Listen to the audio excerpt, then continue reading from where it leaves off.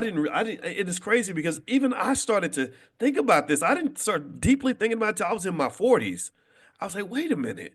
You know, they got us thinking that the good job and all that stuff is the goal. No, when you got family and you got like a woman that loves you and somebody you can build with and all that, you are wealthy. You just got to know how to manage that asset that's in front of you and not neglect it. Any neglected asset is going to lose its value, right? But any asset that's put to work and managed efficiently will increase your wealth. Your family is an asset. Can you please speak to any of that?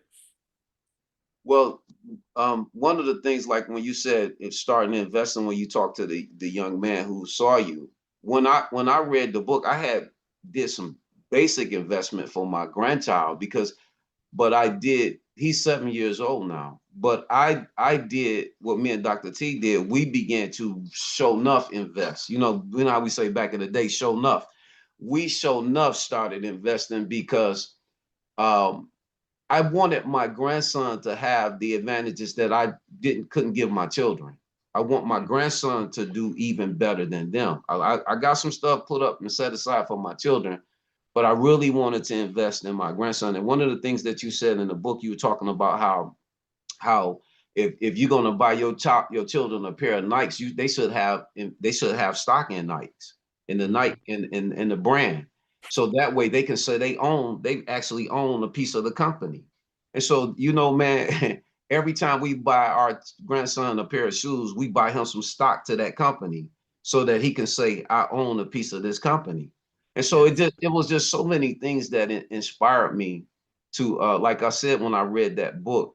And again, as black men, and we first, you said something that was really powerful. We don't understand how much wealth is in us. The book, you see, that's what make me like the book, because you speak a lot of biblical principles. It's connected to a lot of biblical principles.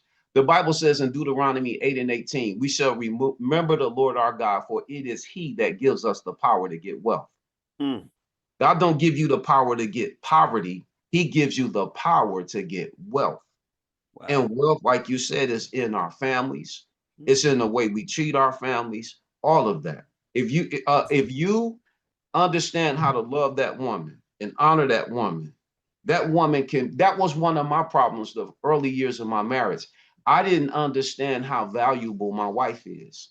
mm, My wife is one of the most, she is that's really the brains behind all of this. She is the one that props me up and help me. She a lot smarter than me. I just look good.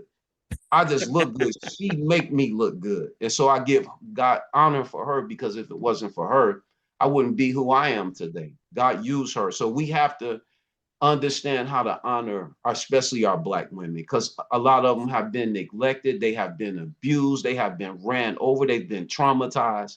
And then just think about it like this: you got two people with trauma trying to hook up and have a marriage. That ain't gonna work. And that's what made me want to bring you and Dr. Alicia, because y'all can speak. It's I don't like to put people on the time when they come. I'm gonna give you enough time to make the point. Trust me. I'm not flying you there, and we ain't investing all this for you and your wife to come in for 5 minutes. We want you to come there and make your point. And that's why we need people that understand these things, who can come and offer solutions and help us with the trauma, help us heal the trauma, so we can continue to build solid black families. When you look at everybody else family, our families are the lowest on the totem pole. We the only race, we are the race with the lowest marriages,